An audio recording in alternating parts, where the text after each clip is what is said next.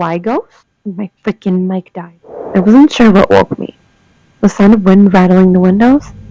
The creak of the floorboards beneath me as I shifted in bed?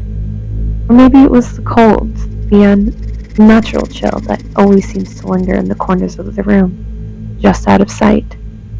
I opened my eyes. The moonlight slanted through the curtains, casting long shadows across the floor. The house was eerily silent, as it always was at this hour. But tonight, something felt different. The air was heavier, thicker. It pressed against my chest like a weight I couldn't shake off. I sat up slowly, my feet touching the cold hardwood. The room seemed to stretch out before me, and darker than usual, as if the walls had grown in the night. My gaze flickered to the doorway, where the faint outline of the hall stretched into darkness. I should have gotten up. I should have turned on the light, checked the hallways, and made sure the house was empty. Something stopped me. Maybe it was the same thing that had kept me here all these years. The unease, the strange compulsion to stay in this house, no matter how much it scared me. Or maybe it was the fear of what I'd find if I left the safety of my bed. Then I heard it. The softest whisper, like a breath, just barely audible, as though someone or something was standing right beside me, waiting for me to notice. "Help me," it said. My heart slammed into my ribs. I froze, not daring to move, not daring to breathe. My eyes darted around the room, but there was nothing visible. Just the moonlight and the shadow, just the silence. But the whisper came again, louder this time. And this time it sounded more desperate. "Help me." I couldn't make sense of it. I had to be imagining things, right? There was no one in my house but me. It was an old house, sure, full of creaky floors and groaning beams, but it was my house. I had lived here alone for years. No one had ever been here. Not since. No, not since then. Not since that night. The whisper came again, almost a plea. I didn't want to move. I didn't want to look, but I felt an overwhelming pull as if something was dragging me toward the sound, toward whatever was making it. I reached for the lamp beside my bed, my fingers trembling as they fumbled for the switch. But as soon as the light flickered on, the whisper stopped. Dead silence. My heart was racing now, thumping in my ears. The room felt too still, too empty.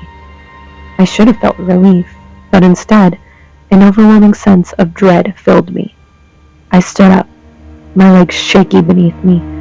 The room spun slightly as I took a step toward the door, my eyes scanning the shadows like they might jump out at me. But there was nothing. Nothing but the darkness of the hallway beyond. But then, just as I was about to step into the hall, I heard it again, louder this time. "Help me." It was coming from inside the room. I spun around, my breath caught in my throat. The door to the closet, the one I always kept shut, was ajar. No. That wasn't possible. I never left it open. I stepped toward it, my mind racing, my body numb with fear. The door cracked as I pushed it wider, my hand trembling on the knob. And there, at the very back of the closet, I saw it. A shape, hunched in the shadows, its face hidden beneath strands of dark, matted hair. The figure whispered again, its voice breaking the silence like glass. "Help me." And that's when I realized it wasn't asking for help. It was begging me to stay. Okay, this is editing down / post-filming down. First of all, welcome. Hope you enjoyed the video. Hope you had good holidays, because it's past the holidays now. But I just wanted to say, before I start the video, I'm going to say that this is going to be a 2-part video, which was the plan. But then when I filmed it, it ended up it ended up being over an hour. So now it's going to be 3 parts. Sorry about that. So the first part, which is this part, that I'm going to talk about ghosts and like theories behind ghosts, stuff like that. The second part is going to focus mostly on ghost hunting. And the third part is going to be me doing my own little ghost hunt. So make sure you are like and subscribed so that you do not miss any of the parts. Or if you just want to watch one part, that's just so you're aware. So anyways, let's get back into the video and I hope you enjoy. Thanks. This is my officially 12,000th time trying to film this because I either have technical difficulties filming, and then when I finally filmed it, all the files corrupted. So, and I don't know how to fix that. So I'm starting again. I hope it was obvious from what the story I was telling, but we're going to do a little ghost video. So originally this was going to be one video, but I have like 20 pages of notes, double-sided, so we're going to do a two-parter, just so this video isn't like 2 hours long. So, let's get started. Let's get into it. So, ghosts. What are they? Ghosts, entities, specters, apparitions, whatever you want to call them. Many traditions believe ghosts are the souls or spirits of the dead, whose consciousness continues to exist beyond the expiration of their physical body. Now, these ghosts can be residual or emotional energy that has left an imprint on a particular location or a particular person. Manifestations often include transparent figures, shadows, full-bodied apparitions, or orbs. A manifestation is based on the strength of energy conjured. The more powerful an energy is, the more you're able to see of it. Paranormal theorists believe that ghosts are made of ectoplasm, which is draped over their spiritual entity, which allows it to become visible. Depictions of ghosts will vary depending on the time period, the location, and the culture. Most are often depicted as faint figures lacking physical form, surrounded by a glowing aura. Western culture often depicts ghosts as figures draped in a white shroud, creating a sense of mystery and fear. While Gothic and horror media and literature often also plays into this sense of mystery and fear, depicting ghosts as being dark shadows or silhouettes, perhaps with glowing red eyes, and often invoking negative connotations such as anger or revenge. Unsettled spirits may also have human forms, but something's just not quite right about them. They may be extremely pale with sunken dark eyes and contorted limbs. Poltergeists, however, have no physical form, but rather manifest through physical disruptions, moving objects, creating sounds, and even hurting the living. This can include scratching or even biting. So, who are they? Who are ghosts? Most famous sightings include Anne Boleyn and Benjamin Franklin, while most common reports are familial, meaning they are recognized by their loved ones who return to visit their friends or family to comfort them during their time of need. Occasionally, apparitions of loved ones may appear while they are still alive, popping into the loved ones during moments of great distress. Ghosts may also be harbingers or omens of death. White ladies or ladies in white are often depicted as being victims of violence or deception from a lover or husband. It is said that if you see a lady in white, then someone you love will die. Additionally, ghosts may not even be human, with reports of ghost animals like cats, dogs, or even horses, or inanimate objects such as ships and ghosts, cars, have also been reported disappearing just as quickly. I keep moving out of frame. Disappearing just as quickly as they might have appeared. Entities might also not have been living at all. Elementals are non human entities, but rather manifestations of the land. Ghost hunters often associate them with demonic entities. I guess because both are not human? I don't know. Maybe you believe in ghosts, or maybe you've had your own experiences, or maybe you haven't. But the idea of ghosts still continue to exist today because people continually report seeing them and experiencing paranormal activity. And these experiences and stories are then passed down. The idea of a ghost permeates our everyday life through our culture, religion, or media. And it has long been in our literature and records, going back all the way to ancient Mesopotamia. 3,500-year-old Babylonian tablet is believed to depict a ghost being led back into the underworld, and on the back contains the instructions of how to get rid of ghosts. Don't worry, I'm going to tell you how to get rid of ghosts. So if you got a ghost problem, write this down. So you need 2 little figurines. I think 1 man and 1 woman, 2 vessels of beer, of course, and a specific incantation to be done at sunrise, which calls on the gods Shemesh. I don't know what the incantation is, sorry. Maybe Google it. Additionally, in the 1st century AD, Pliny the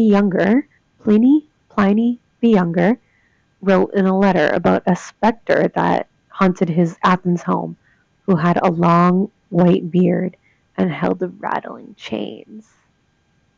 Spooky. Now, where can you find a ghost?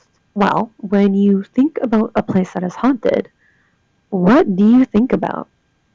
Maybe it's dark, dreary, old, or a place with a long traumatic and violent history. Perhaps it's a site where a bloody civil war has taken place, like in Gettysburg, or like the Villisca Axe murder house, where a large family was brutally murdered. Hospitals and prisons, either long out of business or presently active, are also hotspots for ghost sightings and ghost activities.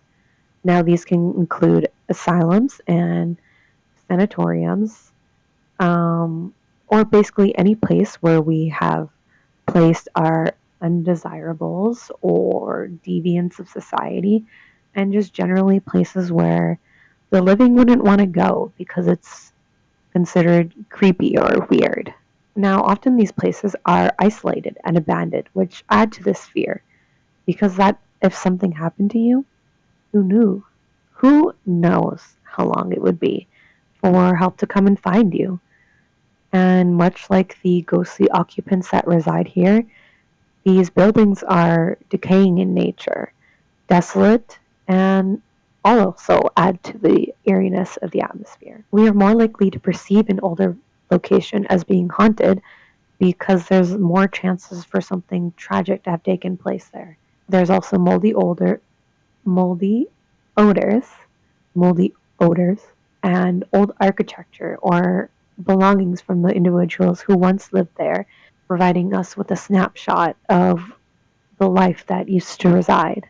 Now, what these places often have in common is that they activate or arouse our response mechanisms in our brain. Evolutionary psychologists believe that humans have an agent detection mechanisms, I'm speaking too fast, which is meant to protect us from predators. In ambiguous situations, our brains become hypervigilant for our own safety, because if we aren't ready to act at any given moment to a threat, it could be potentially fatal for us. And if we're going to talk about haunted locations, we gotta talk about Native American burial grounds. I know. I roll. I'm rolling my eyes. Can you see? Rolling my eyes. Or places of satanic rituals. there is always a satanic ritual or an ancient burial ground.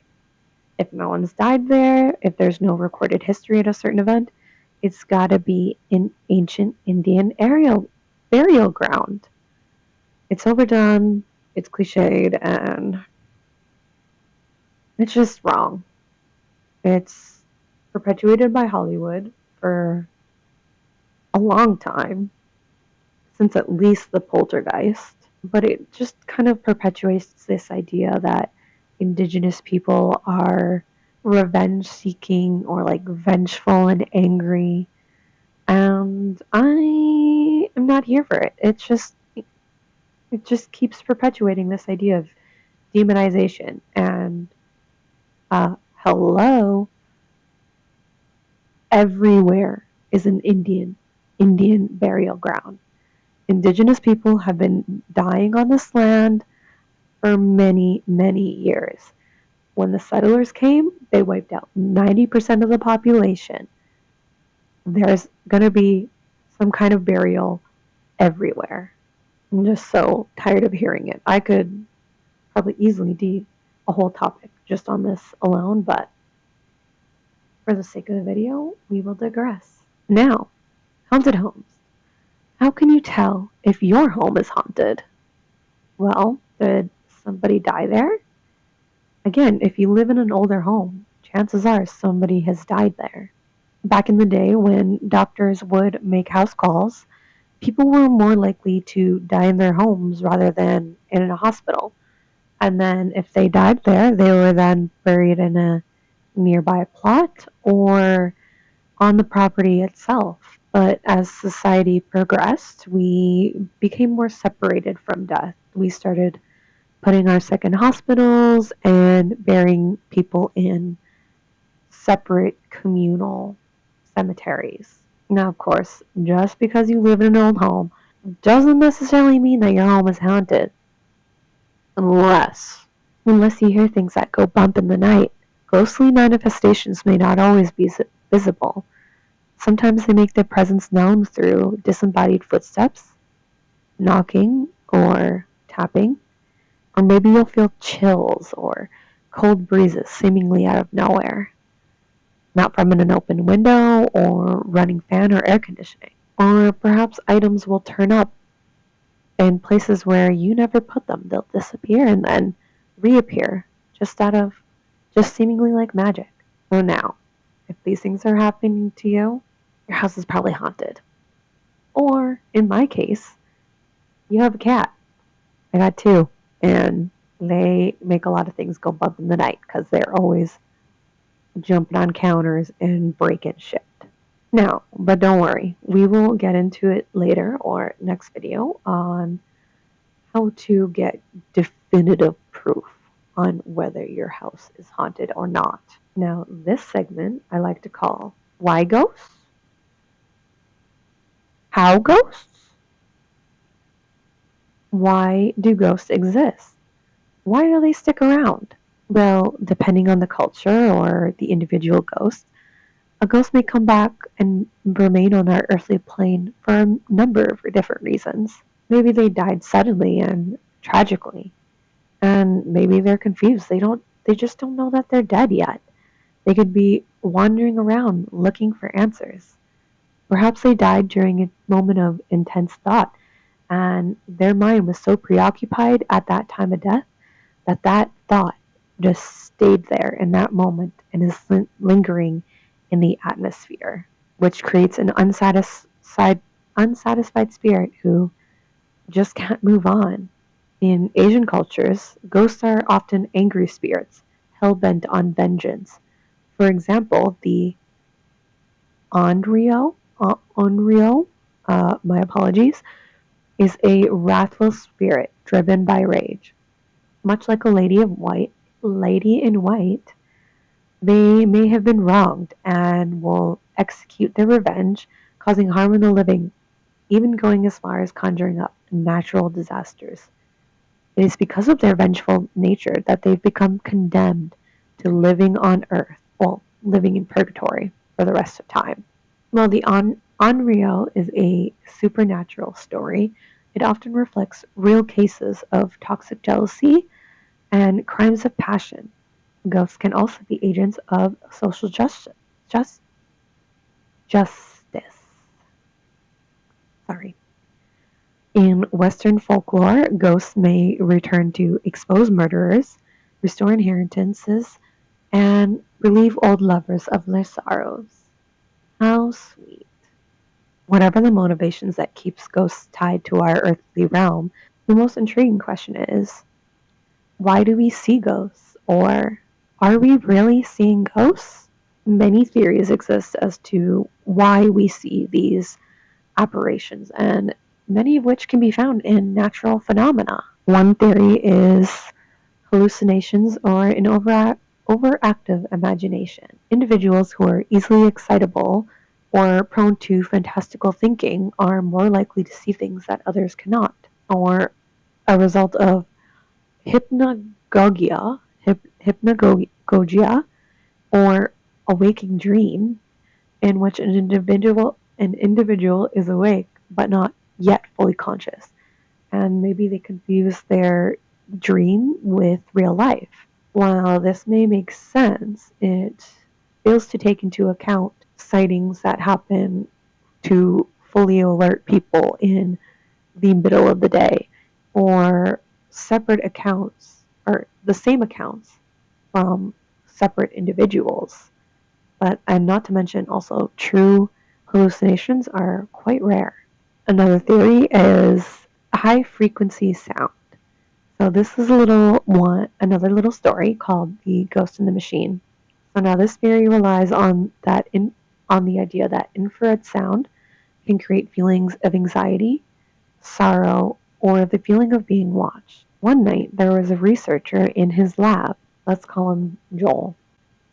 So Joel was working late in his lab, which manufactures medical equipment or supplies. As the night progressed, Joel began to feel uneasy. Nonetheless, he continued with his work, but he couldn't shake this feeling that he kept feeling more uncomfortable and felt as though he was being watched. Thinking there must be a reason for why he kept feeling this way, he checked all the bottles to make sure all the gases were completely sealed, which could explain why he was feeling that way. Everything was fine. All the containers were sealed. So he continued his work. But as he kept writing, out of the corner of his eye, he saw a gray apparition appear. And when he turned to look, it disappeared. He went back home, notably shaken, but nonetheless came back the next day as he was preparing for a fencing match. And he required some kind of vise that he had at the lab. So he goes to the lab, puts the blade of his fencing sword in the vise, and he turned to reach for something. And when he turned back, the blade was shaking. It was vibrating. Then all of a sudden, he felt that same feeling as he did the night before. Being a man of science, he decided to do some research and conduct an experiment. This was based off of research done from other scientists before on human vibrations and how it causes discomfort in human beings. At around 19 hertz, while not being detectable to us, and create similar feelings to anxiety and activate the sympathetic nervous system, causing breathlessness, smearing of vision, muscle cramps, and fear of sudden death. This activation of the nervous system keeps the state of hyperventilation going. Now, Joel had found out that his lab had recently installed a fan meant to clean the lab. And the low frequency standing wave, which was caused as a result of this fan, had caused Joel's discomfort and vision smearing, which caused him to see a gray apparition. Now, this one I feel like is talked about the most, and this theory is pareidolia. So what is pareidolia? It is the perception of a random or ambiguous pattern as being a meaningful image. For example, seeing the Virgin Mary in your grilled cheese. Now, our brain is trained to recognize patterns and apply meaning to them as an evolutionary byproduct. Our ancestors needed to know who was friendly, and this is often visual or auditory. The meaning we interpret random sounds or images we can be as being something paranormal, meaning that we interpret from random sounds or images. This means that we can interpret random images or sounds as being something that is paranormal. Allegedly, people who have strong religious or paranormal beliefs are more likely to misinterpret random data. Say you're in a creepy, reportedly haunted location, you may interpret creaks or shadows or natural settling of the building as being something paranormal, when in reality it is completely natural phenomena, even if it's not explainable to you at the time. Another theory of seeing figures at night or in the dark may be attributed to sensitivity of the peripheral or misreception of your vision in the dark, creating a ghostly image, especially late at night when maybe you've had a long day, maybe it was stressful. Other theories include geomagnetic fields, which can mess with your temporal lobe, or carbon monoxide poisoning, which impedes alertness, creating unusual imagery. Again, very plausible, and definitely the case some of the times, but like, it's obviously not always going to be carbon monoxide poisoning. And like and subscribe, please. It's free. Please, it's free. Please.